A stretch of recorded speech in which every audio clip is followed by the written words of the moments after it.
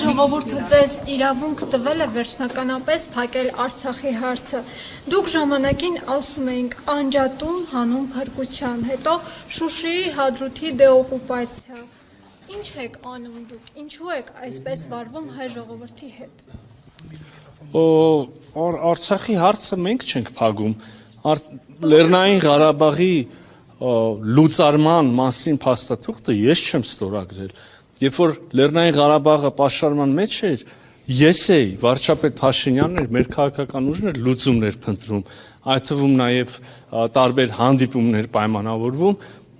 որտեղ հնարավոր էր լուծումներ գտնել, բայց այդ հանդիպումները բարեհաջող ջրվում էին եւ ոչ եւս էին դարձում, էլի ոչ մեր կողմից, իսկ մինչեւ պատերազմը էլի լուծումների հնարավորություններ կային, այդ ժամանակ այդ լուծումները մերժելով էր, որ այդ հարցը փակվում էր, հարցը համարվում է սպառված։